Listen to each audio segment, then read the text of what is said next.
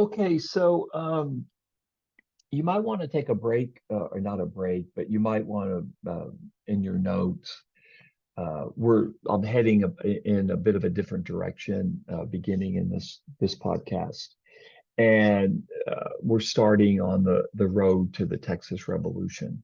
Um, it's pretty remarkable how quickly Anglos were able to establish dominance in Mexican Texas. As I've said many times, by 1836, by the time of the Mexican Revolution, there were about 30,000 Anglos and there were only about 2,500 Tejanos. Most Anglos settled in the eastern part of the state because, of course, that's where you could grow cotton because that's where there was enough rain to grow cotton. And we're talking about kind of a short period in history. So I've kind of in the podcast the previous to this, I've tried to lay the groundwork of the centrality of slavery to the Anglo settlement of Texas in the beginning in the 1820s, and then also put Texas in contextualize it in the fight in Mexico between the Federalists who wanted power on the local level in the state. In Texas, that was Coahuila y Tejas, and with the state capital in Saltillo. These were the Federalists, and the Centralists who want power to be in Mexico City. And just to remind you again that uh, the Mexican nation, except for the North, except for some factions in Saltillo and the Anglos and elite Tejanos in Texas, was very, very anti-slavery. Slavery was quite unpopular in most of Mexico, and except for northern Mexico. And just to remind you, why would Mexicans be pro-slavery? Because they want cotton. They want the wealth that comes from the cotton production. So slavery is really the foundation, the continuation of slavery, the future of slavery, how it would be handled. There are other issues in Texas. One of the issues is the fight. The settlers that came in from the U.S. who were Protestant had to promise they'd become Roman Catholic, and very, very few did. This was a period where there was a deep, deep division between Catholics and Protestants in a way that it's hard for us to imagine today. So there were other issues as well between the Texans or the Anglos coming into Texas and the Mexican government. A lot of the Anglos never really wanted to become Mexican citizens. From their point of view, why should they? Because they're very close. I mean, if you come from Louisiana, you're only like a couple of days ride from Louisiana. You're much closer to New Orleans than you are to Saltillo. So I would say it's fair to say that the majority of Anglos coming into Mexican Texas really kept their roots in the United States. That's where their families were. That's where they'd grown up. And they felt very, very little connection with the Mexican nation. And they also felt like the Mexico itself, the majority of Mexicans were anti-slavery, which for them was very, very frightening because these Anglos had so much wealth piled up in the bodies of the slaves. And again, I'm not trying to be sympathetic to those Anglos who were very, very pro-slavery. I'm just trying to explain, where their heads were at. So slavery is really the foundation. There's some other issues, but slavery is really the foundation and the continuation of slavery uh, um, as we march towards the Texas Revolution. Okay, so I want to talk about the first event. This is kind of the first domino that falls as we move towards the Texas Revolution. And so that's how you should think about it. I'm starting to talk about the sequence of events that leads to the estrangement of Anglo-Texans from the Mexican government.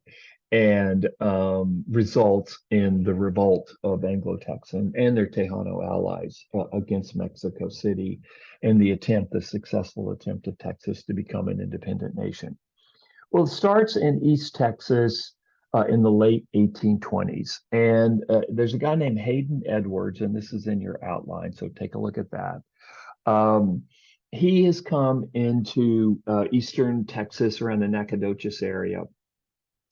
And he claims that the Mexican government had that he was an impresario, and he starts trying to grab land that were owned by Mexicans that had been owned by Tejanos really for decades.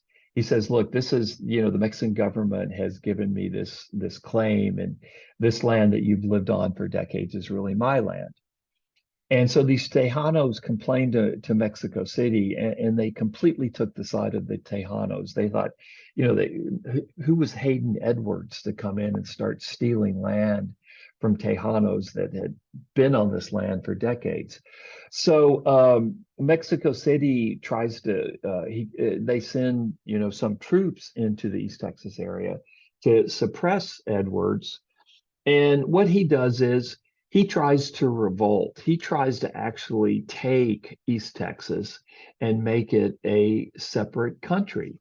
And it's called the Republic of Fredonia. And again, I'm not going to spell this because it's on your outline that I posted. So early in 1827, this nut named Hayden Edwards tries to revolt against Mexico and tries to create a separate country, the Republic of Fredonia. It's almost like a comic opera. It's like Fredonia. It's kind of like a made-up name. But this was a very, very serious event. Now, Edwards, this revolt against Mexico City, he's in East Texas and he's trying to grab a piece of East Texas and create an independent country. So it's not all of Texas, it's just East Texas. Well, first of all, Mexico City just freaks out. That there's a revolt in East Texas. Remember, East Texas had always been a very sensitive spot during the Spanish period and now in the Mexican period, because of course East Texas now borders the United States. So Mexico City is very, very sensitive when you have these adventurers such as Hayden Edwards trying to create an independent nation next to the United States. And Mexico City probably thought the U.S. was involved in this plot as well. So Mexico City freaks out. But I think more interestingly, Stephen F. Austin freaks out as well. He is just furious at Edwards. He writes Edwards a letter saying, "What are you doing? You're screwing things up for everybody." Basically, Mexico City had left the Anglos in Texas alone. One of the reasons for that is Mexico is very, very weak. There's only 6 million people in all of Mexico, an area that stretches all the way basically from Guatemala to Northern California. Also, Mexico had just fought a very vicious war to gain its freedom against Spain. So Mexico doesn't have much of a military or a police presence in Texas. So basically, Mexico City leaves Texas alone. The fights about slavery temporarily had been settled because of this apprenticeship loophole. And things are really going well from the point of view of Stephen F. Austin. The price of cotton is just shooting through the roof. 1 out of 4 of the members of the Austin colony are enslaved. So slavery is taking hold in Mexican Texas.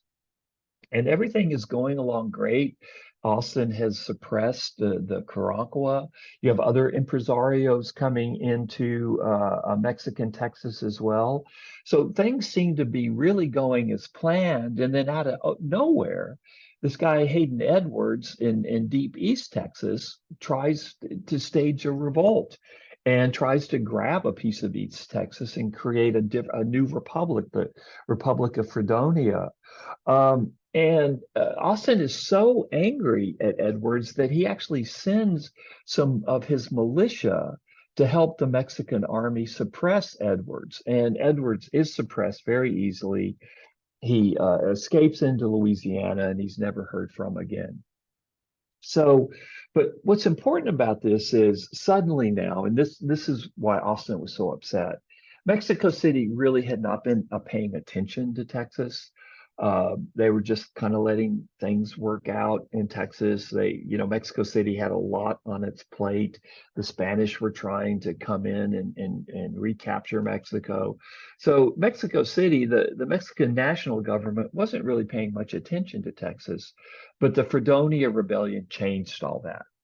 Suddenly, the Mexican government, Texas comes on its radar screen. Mexico City's wondering what the hell is going on in our northeastern province. And Mexico City was especially sensitive to the location of Texas because it bordered the United States. And so now Mexico City becomes super paranoid that there are elements in the United States, perhaps even the US government, that wants to steal Texas from Mexico.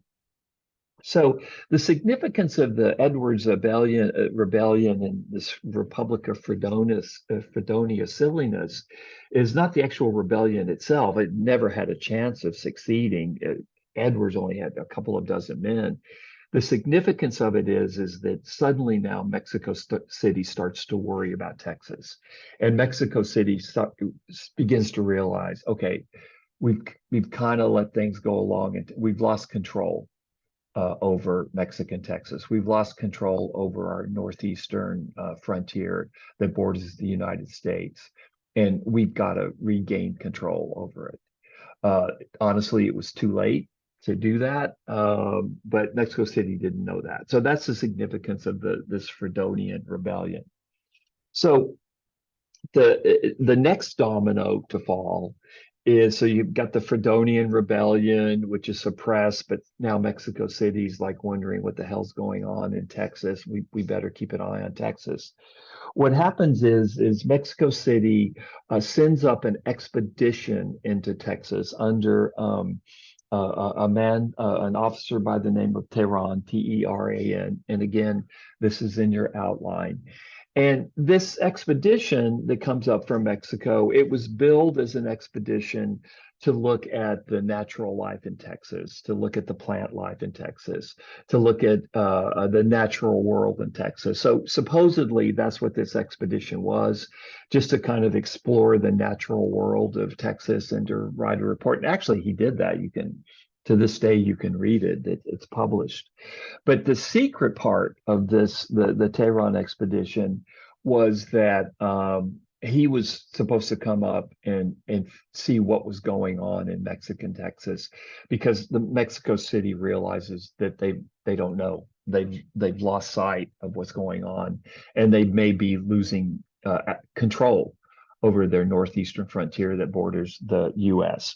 So there's the public part of the Tehran expedition, which is exploring the natural world of Texas. Then the secret part is Tehran's coming up and checking out the political situation. So he comes up, goes into San Antonio. Things are okay in San Antonio. But when Tehran gets into East Texas, he's horrified by what he sees. East Texas is more American than it is Mexican. Their people are not becoming Roman Catholic. They are not loyal Mexican citizens. They're violating the promises that they kept. And in terms of population, especially in East Texas, there's far more Anglo-Americans in there enslaved than there are Tejanos. So Tehran goes back to Mexico City, and he writes this report, and he says, if you don't do something now, if the government of Mexico doesn't do something now to regain control of Texas, this is a direct quote, you've got to act now or Texas will be lost forever. So this expedition comes back to Mexico City and writes a very alarmed report that we've lost control over Mexican Texas. Mexican Texas, especially the eastern part of Mexican Texas, is more American than it is Mexican. And it's slipping from our control. And this is especially dangerous because, of course, the United States is just right next door. So this is the second domino that falls. The Tehran comes back and he reports to Mexico City, we are in deep trouble in Mexican Texas. We've lost control over Mexican Texas, and we better assert ourselves. The government of Mexico City needs to assert itself in Mexican Texas, or it's going to be lost forever.